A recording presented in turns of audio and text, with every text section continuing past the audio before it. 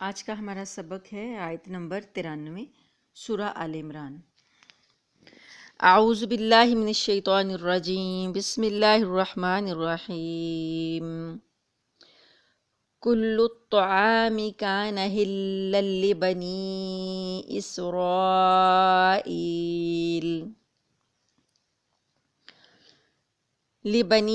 إسرائيل إلا ما حرم إسرائيل على نفسه من قبل أن تنزل التوراة قل فأتوا بالتوراة فاتلوها إن كنتم صادقين۔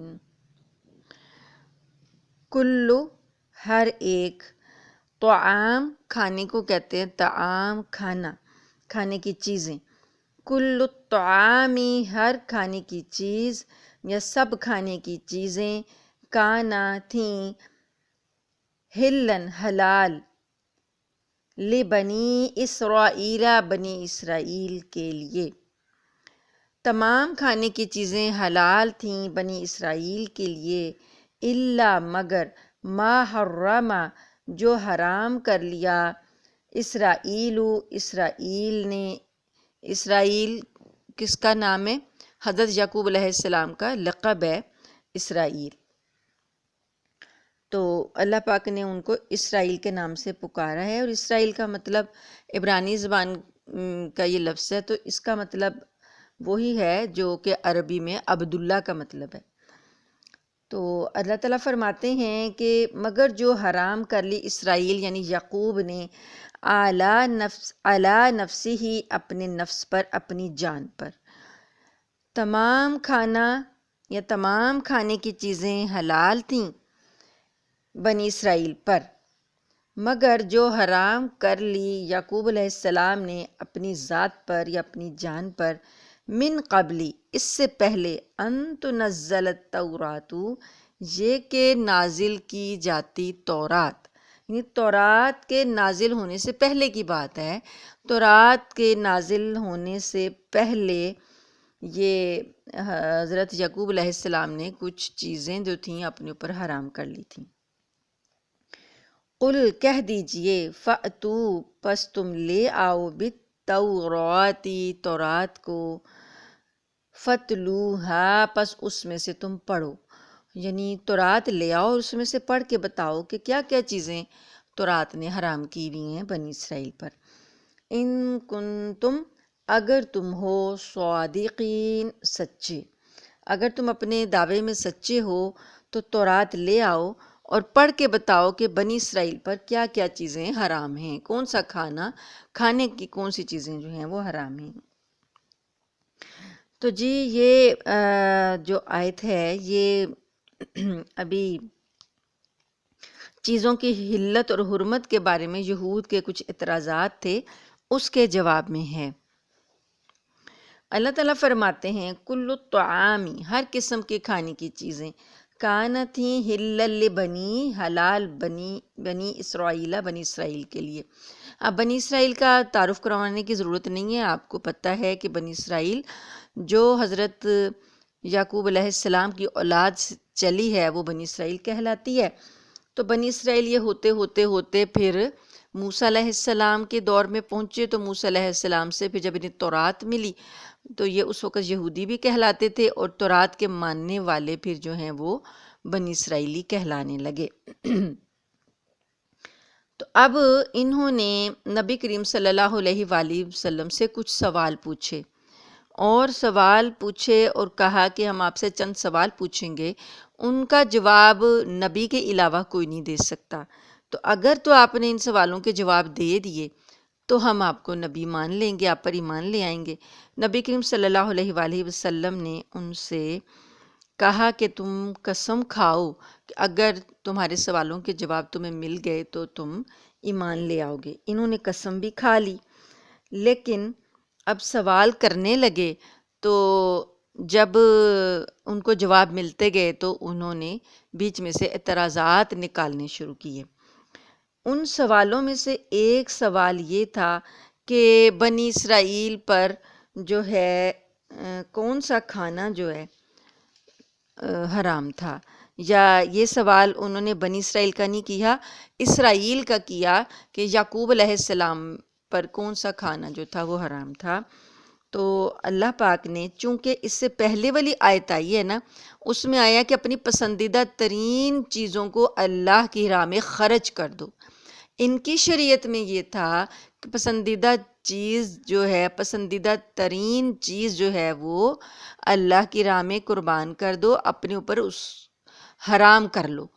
تو یہ اپنی شریعت میں یہ کہتے تھے کہ جو اللہ کی پسندیدہ ترین چیز ہے وہ ہمارے اوپر حرام ہے۔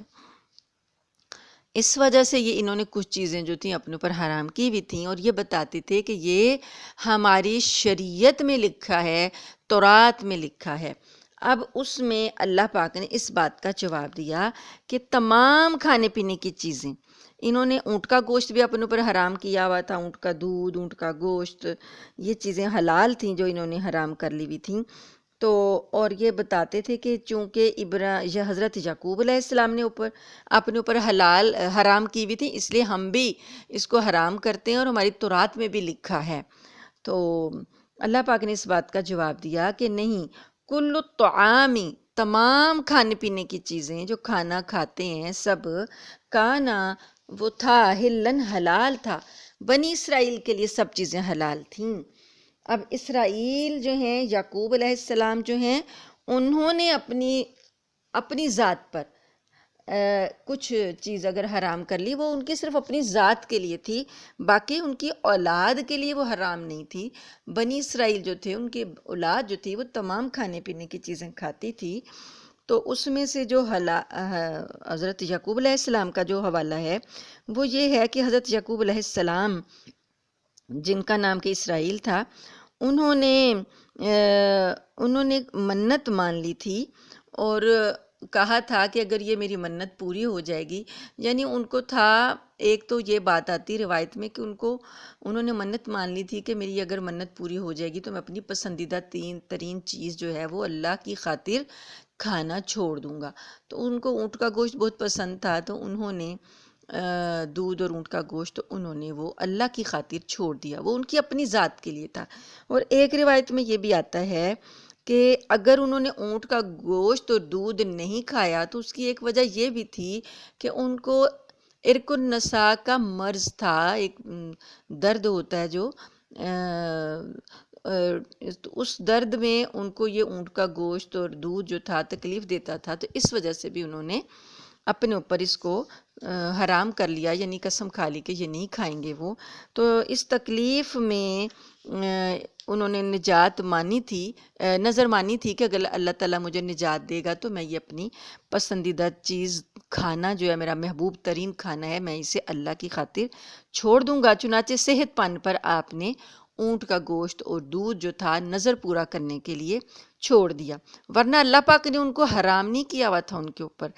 تو اب ان کی آگے جو یہ لوگ یہودی ہیں، وہ اس بات کو لے کر یہ بھی اپنے اوپر ان کو حرام ٹھہراتے تھے۔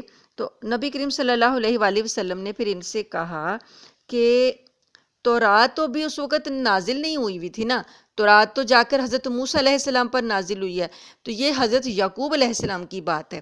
اسرائیل جو ہیں وہ یعقوب علیہ السلام ہیں، تو ان کی بات ہے، اس وقت تورات ابھی نازل نہیں ہوئی تھی، تو انہوں نے اگر اپنی ذات پر کوئی چیز حرام کی ہے تو اولاد یعقوب جو ہے یا اولاد اسرائیل جو ہے ان پر یہ حرام نہیں تھی۔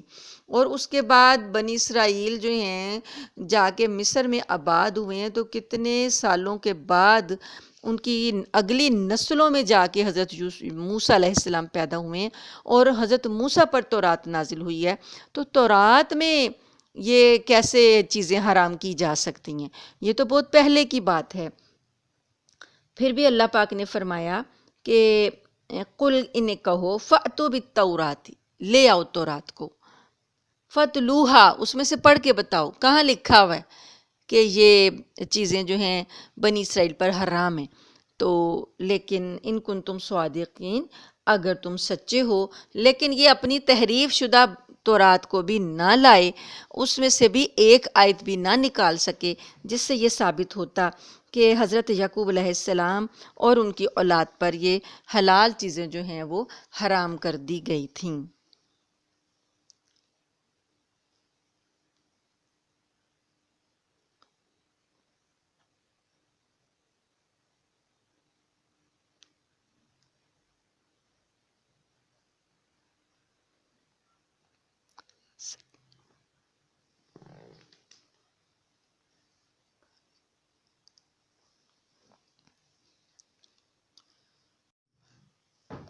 اچھا جی، آگے ہے کہ لیکن پھر بھی یہ اپنی ضد پر اڑے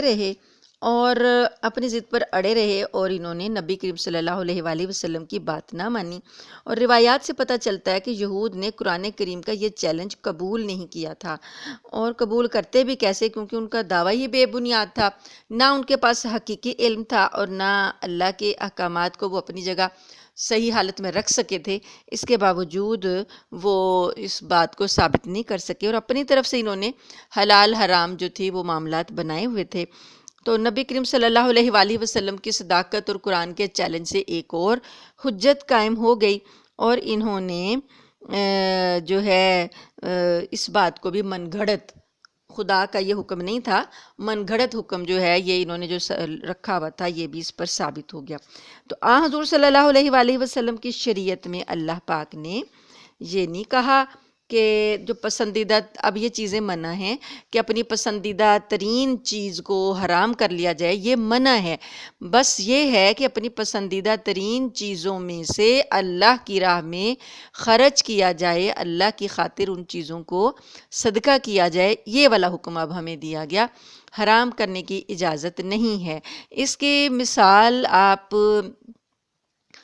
مشہور واقعہ نبی کریم صلی اللہ علیہ وآلہ وسلم کا ہے سورہ تحریم میں۔ سورہ تحریم میں ایک مشہور واقعہ ہے کہ حضور صلی اللہ علیہ وآلہ وسلم نے کسی وجہ سے قسم کھائی تھی کہ میں آئندہ شہد استعمال نہیں کروں گا، تو فوراً اللہ کی طرف سے سورت نازل ہوئی، اور اللہ پاک نے نبی کریم صلی اللہ علیہ وسلم کو تنبیہی انداز میں کہا کہ آپ ایک حلال چیز کو اپنے اوپر حرام کیوں کرتے ہیں؟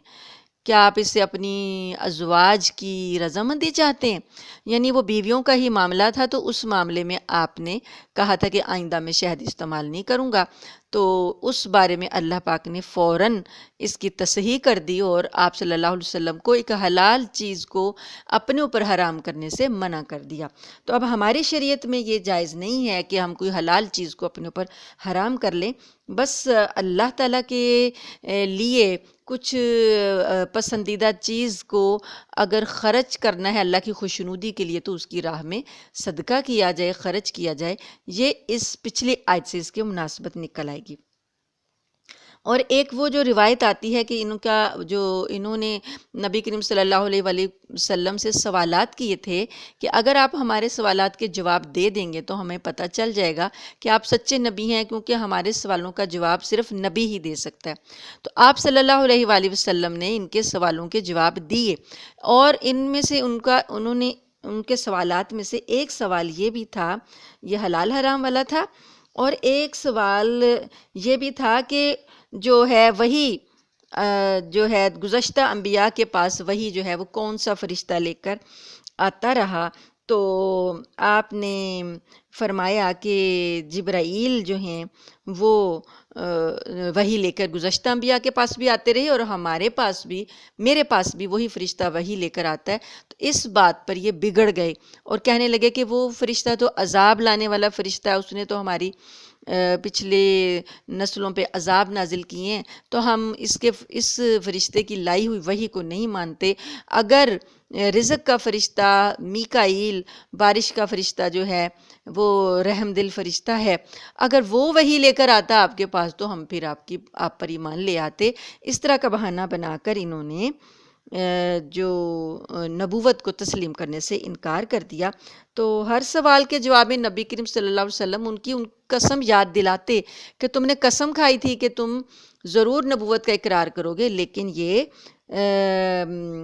جو ہیں کوئی نہ کوئی بہانہ اور عذر بنا کے یہ انہوں نے ایمان لانے سے انکار کر دیا۔ اگلی آیت دیکھیے، آیت نمبر 94۔ آیت نمبر 94، فَمَنِ افْتَرَى عَلَى اللَّهِ الْكَذِبَ فَمَنِ افْتَرَى عَلَى اللَّهِ الْكَذِبَ مِن بَعْدِ ذَلِكَ فَأُولَٰئِكَ هُمُ الظَّالِمُونَ۔ فَمَنِ افْتَرَى، پس جو کوئی جھوٹ باندھے، عَلَى اللَّهِ اللہ پر، کذب جھوٹ، پس جو کوئی باندھے اللہ پر جھوٹ، من بعد ذالک اس کے بعد، فاولئک هم الظالمون تو یہی لوگ ظالم ہیں۔ یعنی اب ساری دلیل آ جانے کے بعد، حق بات واضح ہو جانے کے بعد، اب جو کوئی اللہ پر جھوٹ باندھے، اب اللہ پاک نے بتا دیا کہ حضرت اسرائیل جو ہیں، یعقوب علیہ السلام جو ہیں، ان کی ذات پر اگر انہوں نے اپنی ذات پر یہ اونٹ کا گوشت اور دودھ حرام کیا تھا تو اس کی کیا وجہ تھی؟ اس کے بعد بھی اگر یہ نہیں مانتے اور تورات میں کوئی حکم بھی نہیں نکلا، اس کے باوجود بھی یہ لوگ نہیں مانتے اور اللہ پر جھوٹ باندھتے ہیں کہ یہ ہماری تورات کا حکم ہے، ہماری شریعت کا حکم ہے، تو اللہ تعالیٰ فرماتے ہیں فَأُولَٰئِكَ هُمُ الظَّالِمُونَ، یہ لوگ ظالم ہیں، بے انصاف ہیں۔ میں نے کل بھی آپ کو بتایا تھا کہ ظلم جو ہے وہ کیا ہے؟ بے انصافی ہے۔ کسی چیز کو اس کے مقام پر نہ رکھنا ظلم ہے، اس کی صحیح جو جگہ ہے اس پر نہ رکھنا ظلم ہے۔ تو اللہ کی آیات پر ایمان نہ لا کر اس کو صحیح مقام پر یہ نہیں رکھ رہے، نبی کریم صلی اللہ علیہ وآلہ وسلم کی نبوت پر ایمان نہ لا کر یہ عدل نہیں کر رہے، تو گویا یہ ظالم ہیں۔ اس سے بڑا ظلم کیا ہے کہ یہ اپنی من مانی بات کو، اپنی من گھڑت بات کو خدا کا کلام کہتے ہیں، خدا کی طرف سے آیا وہ حکم کہتے ہیں۔ اس سے بڑا کیا ظلم ہے کہ اپنی بات کو یہ کہہ رہے ہیں کہ یہ خدا کا حکم ہے۔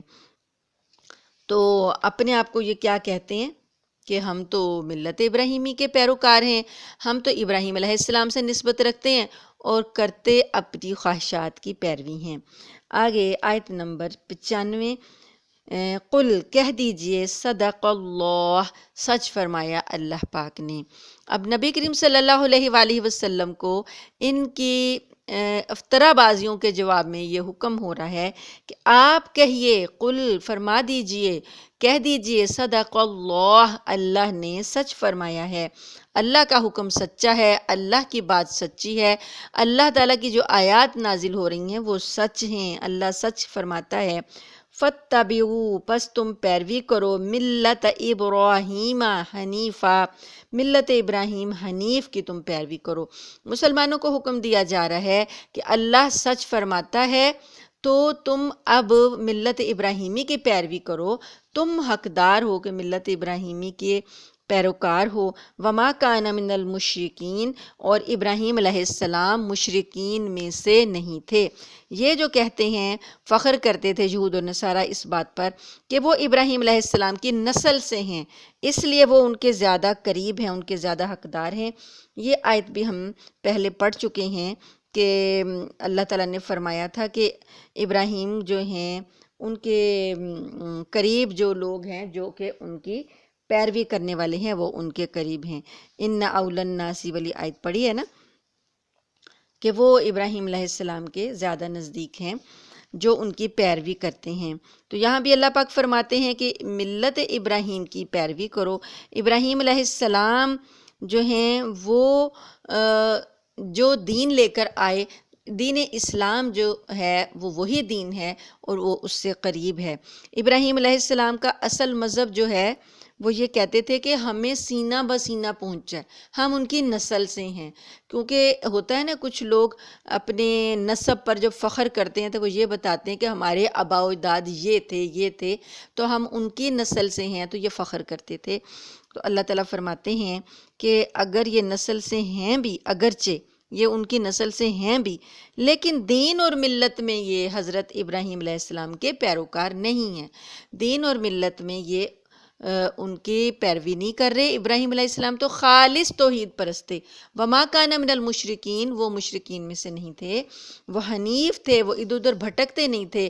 جس راستے پر، ایک راستے پر جو اللہ نے انہیں چلایا، وہ اس راستے پر چلے اور وہ ادھر ادھر بھٹکے نہیں، انہوں نے کوئی تحریف نہیں کی، انہوں نے کوئی ملاوٹ نہیں کی، انہوں نے اللہ کو چھوڑ کر کسی اور دین کو نہیں اپنایا، وہ ایک طرف کے ہو کر رہے۔ تو وہ سب چیزیں ترک کر کے اللہ کی ذات پر بھروسہ لگا کے رکھا. انہوں نے اللہ کی خاطر اپنا خاندان چھوڑا، ملک چھوڑا، برادری کو چھوڑا، بتوں کو توڑا، ستاروں اور چاند اور سورج سے منہ موڑا، آگ میں گرنا انہوں نے منظور کیا، بیوی بچے کو چھوڑنا گوارا کیا اور اپنے بیٹے کو قربان کرنا قبول کیا. یعنی کہ اللہ کی رضا کی خاطر ہر قسم کی قربانی دے دی، ہر ممکن قربانی دے دی. لیکن یہ بنی اسرائیل جو ہیں یہ کیا ہیں؟ یہ اللہ کی خاطر ایک بھی حکم ماننے کو تیار نہیں ہوتے. یہ مادہ پرست ہیں. یہ دنیا کی خاطر دین کو قربان کر دیتے ہیں. دنیا کے کمانے کے لیے یہ آیتوں کو بدل دیتے ہیں. اپنے مفاد کے لیے چند روپوں کی خاطر یہ اللہ کے حکموں کو چھپا لیتے ہیں، اللہ کے حکموں میں تحریف کر دیتے ہیں. تورات میں انہوں نے نبیوں تک کو قتل کرنا جو ہے وہ گوارا کیا، وہاں سے بھی نہیں چوکے. نبیوں کی تعلیمات کو جھٹلاتے رہے اپنے مفاد کی خاطر، اپنی انا کی خاطر. تو یہ لوگ کیسے ابراہیمی ہو سکتے ہیں؟ ابراہیم علیہ السلام کا راستہ جو ہے وہ حنیف ہے، مسلم ہے، اور وہ مشرکوں والا راستہ نہیں ہے. تو اللہ تعالیٰ نے ان کو یہ بتا دیا کہ ان کو ابراہیم اور دین ابراہیم سے کوئی نسبت نہیں ہو سکتی. ابراہیم علیہ السلام سے اگر انہیں نسبت ہوتی تو یہ پھر تسلیم اور رضا کے خوگر ہوتے، یہ اللہ کے آگے جھکنے والے ہوتے. تو اب یہاں سے یہ مسئلہ بھی واضح ہو گیا کہ اللہ کی خاطر کوئی چیز حلال جو ہے وہ اپنے اوپر حرام نہیں ہم کر سکتے. یہ پہلی شریعت میں حضرت یعقوب علیہ السلام نے اگر کچھ کیا وہ پہلی شریعت تھی. اب اس شریعت میں نہ ہمارے نبی صلی اللہ علیہ وسلم کو اجازت تھی اور نہ کسی اور کو اجازت ہے. اگلی آیت دیکھیے، آیت نمبر 96. ان اول بیت وضع للناس للذی ببکۃ مبارکا وہدی للعالمین. ان بے شک، اول پہلا، بیتن گھر، وضع مقرر کیا گیا، بنایا گیا، بنیاد جس کی رکھی گئی، مقرر کیا گیا یا بنایا گیا، للناس لوگوں کے لیے، للذی وہ ہے جو، ببکۃ مکہ میں ہے، مبارکن برکت والا، وہدن اور ہدایت، للعالمین تمام جہانوں کے لیے. ان اول بیتن بے شک پہلا گھر، وضع للناسی لوگوں کے لیے جو بنایا گیا، مقرر کیا گیا، للذی وہ ہے جو، ببکۃ مکہ میں ہے. مکہ کا نام جو ہے وہ بکہ قرآن نے ذکر کیا. مبارکن برکت والا ہے، اسے مکہ کو اللہ پاک نے برکت والا کہا. واہدن اور یہ ہدایت کا سرچشمہ ہے، للعالمین تمام جہانوں کے لیے یہ گھر جو ہے ہدایت کا سرچشمہ ہے. اب یہاں پر اللہ پاک نے لوگوں کو ابراہیم علیہ السلام کے تعمیر کردہ گھر کو جو عبادت اور ہدایت کا مرکز بنایا اس کا بھی حوالہ دیا، کیونکہ دین ابراہیمی کی بات چل رہی ہے نا، دین ابراہیمی کو کے ماننے والوں کی بات چل رہی ہے. تو یہ یہود اور نصارہ پر یہ بات بھی واضح کی جا رہی ہے کہ تم دین ابراہیمی کے پیروکار نہیں ہو، تمہارا جو ہے تم دین ابراہیمی کے پیروکار نہیں ہو. دین ابراہیمی سے مناسبت رکھنے والے یہ مسلمان ہیں، محمد صلی اللہ علیہ وآلہ وسلم ہیں، اور ان کے حقیقی پیروکار ہونے میں جو ایک نشانی، سب سے بڑی واضح نشانی یہ ہے کہ یہ مکہ مکرمہ کو اللہ پاک نے برکت والا گھر بنایا اور تمام جہانوں کے لیے ہدایت کا بنایا. تو تمام انبیاء کرام جو ہیں وہ انہوں نے ایک اعتراض یہ بھی کیا تھا، نبی کریم صلی اللہ علیہ وآلہ وسلم سے جو اعتراضات کر رہے تھے نا، اس میں انہوں نے ایک اعتراض یہ بھی کیا تھا کہ گزشتہ تمام انبیاء کرام جو ہیں بنی اسرائیل سے لے کر، وہ بیت المقدس کی تعظیم کرتے تھے اور بیت المقدس ہی ان کا قبلہ اول تھا. تو حضرت ابراہیم علیہ السلام نے جب شام کی طرف ہجرت فرمائی، پھر وہیں رہے، وہیں ان کی وفات ہوئی، ان کی اولاد بھی شام ہی میں رہی، تو وہاں جتنے بھی نبی آئے سب نے بیت المقدس کو قبلہ بنایا. تو اب مسلمانوں نے بیت المقدس کو چھوڑ کر کعبے کو قبلہ بنا لیا. تو اس کی یہ جو ہے تو یہ پھر وہ کیسے دعویٰ کر سکتے ہیں کہ وہ ابراہیمی دین پر رہیں؟ تو اب آپ کو بتایا تھا نا پہلے جب سورہ بقرہ میں دوسرا پارہ جب آ رہا تھا سَيَقُولُ السُّفَهَاءُ، بے وقوف لوگ یہ کہیں گے کہ کس چیز نے ان کو اپنے قبلے سے پھیر دیا۔ اس وقت بھی یہ بات ہم نے ذکر کی تھی اور سمجھی تھی کہ اللہ پاک نے نبی کریم صلی اللہ علیہ وآلہ وسلم کو جب خانہ کعبہ کی طرف کو قبلہ بنانے کا حکم دیا تو ان لوگوں نے اعتراض کیا تھا۔ تو اب اللہ پاک نے دوبارہ ان کے اعتراض کا یہ جواب دیا کہ زمین پر جہاں کہیں ہدایت اور برکت پائی گئی ہے نا، یہ گھر خانہ کعبہ جو ہے اس کو اللہ پاک نے برکت والا کہا ہے، بِبَکَّةَ مبارکن، یہ پہلا گھر ہے جو زمین پر بنایا گیا، پہلا گھر۔ بیت المقدس بعد میں بنا ہے، سب سے پہلے جو اللہ کی خاطر گھر تعمیر کیا گیا وہ یہ خانہ کعبہ ہے جو مکہ میں بسایا۔ حضرت آدم علیہ السلام نے اس کو سب سے پہلے تعمیر کیا تھا، پھر طوفان نوح میں اس کی بنیادیں وغیرہ جو ہیں وہ گم ہو گئیں اور سیلاب کی وجہ سے یہ جو تھا گم ہو گیا تھا اور ملا نہیں تھا۔ تو ابراہیم علیہ السلام کو اللہ پاک نے جبرائیل علیہ السلام کے ذریعے بتایا کہ یہاں سے کھدائی کی جائے تو بنیادیں نکل آئیں گی۔ حضرت ابراہیم علیہ السلام نے کھدائی کی اسماعیل علیہ السلام کے ساتھ مل کر، ان دونوں باپ بیٹوں نے پھر جبرائیل علیہ السلام کی رہنمائی میں اس کو دوبارہ سے تعمیر کیا تھا، انہی بنیادوں پر جن بنیادوں پر یہ حضرت آدم علیہ السلام نے کھڑا کیا تھا۔ اور یہ وہی جگہ ہے جو آسمانوں پر یہ جس مقام پر یہ واقع ہے، اس سے بالکل عین اوپر 7ویں آسمان پر جو بیت المعمور ہے جو فرشتوں کے طواف کے لیے بنایا گیا ہے، تو عین اس کے نیچے یہ بیت اللہ ہے، اللہ کا گھر خانہ کعبہ جو کہ انسانوں کے طواف کے لیے بنایا گیا ہے۔ تو یہ نبی کریم صلی اللہ علیہ وآلہ وسلم کا دین ابراہیمی پر اعتراض کرتے ہوئے یہ کہتے تھے نا کہ آپ نے بیت المقدس کو چھوڑا اور خانہ کعبہ کو بنایا تو آپ کو ابراہیم سے نسبت نہیں ہو سکتی، کیونکہ ابراہیم علیہ السلام کے بعد جتنے نبی آئے ہیں وہ بیت المقدس میں تھے اور ابراہیم کی وفات بھی وہیں ہوئی اور ان کی رہائش بھی وہیں ہوئی، تو آپ نہیں، ایسا یہ آپ کی نسبت نہیں ہو سکتی۔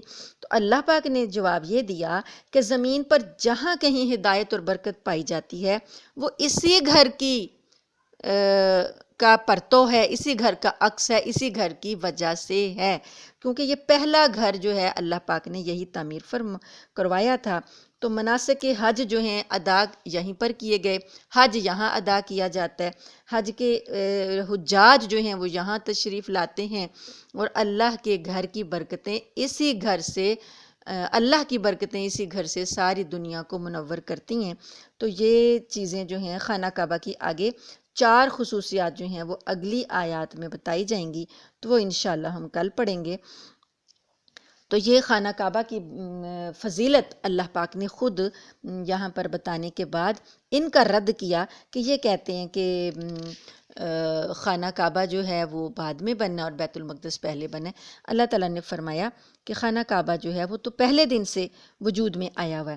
اس سلسلے میں حضرت ابو ذر رضی اللہ عنہ نے رسول اللہ صلی اللہ علیہ وآلہ وسلم سے ایک سوال کیا تھا، تو وہ حدیث جو ہے اس سلسلے میں ہمیں سمجھنے میں بات کو مدد دے گی کہ وہ جب آپ صلی اللہ علیہ وآلہ وسلم سے سوال کیا گیا، حضرت ابو ذر رضی اللہ عنہ نے پوچھا سب سے پہلے کون سی مسجد بنائی گئی؟ تو آپ نے فرمایا مسجد حرام، یہ پہلے بنائی گئی۔ پوچھا پھر کون سی؟ فرمایا مسجد بیت المقدس۔ پوچھا ان دونوں کے درمیان کتنا فاصلہ ہے؟ تو آپ صلی اللہ علیہ وآلہ وسلم نے فرمایا 40 سال کا، کیونکہ ابراہیم علیہ السلام پہلے یہاں تعمیر کر کے اسماعیل علیہ السلام کو یہاں وہ پہلے ہی بسا گئے ہوئے تھے، پھر اسماعیل علیہ السلام کے ساتھ یہاں پر تعمیر ہوئی، اللہ پاک نے مناسک حج سکھائے، دونوں باپ بیٹوں نے یہاں پر مناسک حج ادا کیے۔ اس کے بعد ابراہیم علیہ السلام اسماعیل کو یہاں چھوڑ کر واپس چلے گئے تھے شام میں، وہاں جا کر دوبارہ پھر 40 سال کے عرصے کے بعد دوبارہ جو مسجد بنی، دوسری مسجد، وہ بیت المقدس تھی۔ تو نبی کریم صلی اللہ علیہ وسلم نے فرمایا کہ پھر اس کے بعد یہ فرمایا کہ ساری زمین اللہ پاک نے میری امت کے لیے مسجد بنا دی ہے، تو جہاں بھی آپ کو موقع ملے آپ نماز پڑھ لیا کریں۔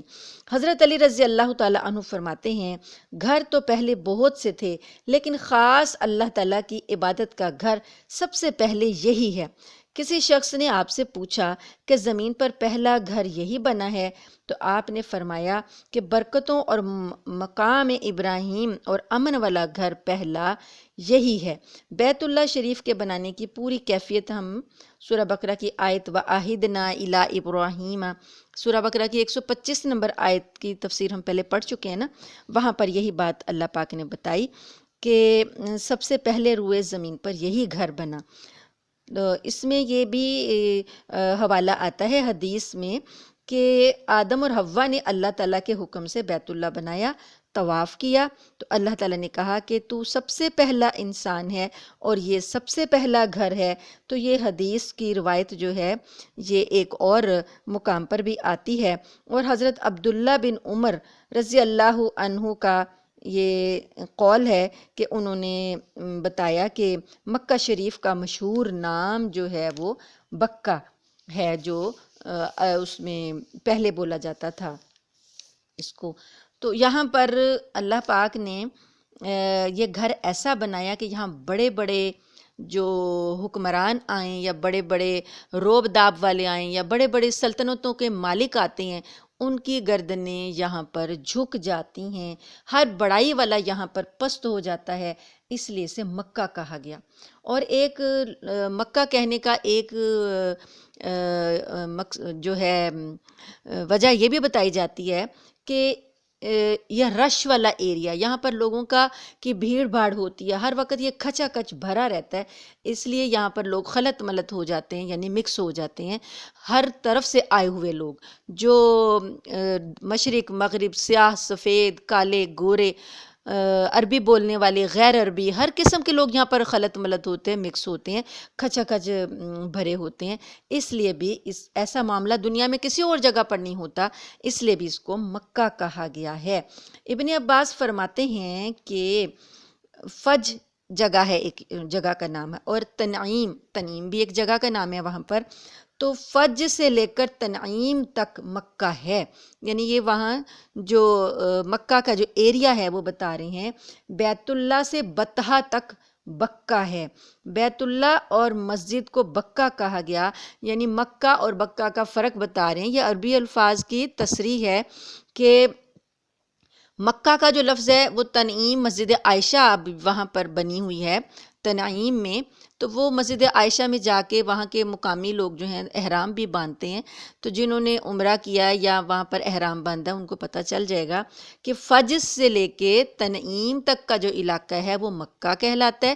یہ ابن عباس نے تصریح کی ہے، کیونکہ ابن عباس رضی اللہ تعالیٰ عنہ مفسر ہیں، مفسر قرآن ہیں، بلکہ سب سے پہلے مفسر ہیں، نبی کریم صلی اللہ علیہ وآلہ وسلم نے ان کے لیے دعا کی تھی۔ تو وہ بتاتے ہیں کہ بیت اللہ سے لے کر بطحہ تک کا جو علاقہ ہے وہ بکہ ہے، اور خصوصی مکہ جو ہے وہ اتنے ایریے میں آباد ہے۔ تو بیت اللہ اور اس کے آس پاس کی جگہ کو بکہ اور باقی شہر کو مکہ بھی کہا گیا ہے۔ اس کے علاوہ یہاں اس کے اور بھی بہت سے نام ہیں، مثلاً اس کو بیت العتیق بھی کہا جاتا ہے، عتیق پرانے کو کہتے ہیں، تو یہ بہت پرانا گھر ہے، اس لیے بیت العتیق بھی اس کے لیے بولا جاتا ہے۔ بیت الحرام بولا اللہ پاک نے، قرآن پاک کے یہ نام ہے، قرآن نے یہ نام رکھے ہیں۔ بیت العتیق ایک مقام پر فرمایا، ایک مقام پر فرمایا بیت الحرام، ایک مقام پر فرمایا بلد الامین، امن والا شہر، ایک مقام پر فرمایا بلد المامون۔ تو یہ سارے نام مکہ کے لیے، حرم کے لیے اور خانہ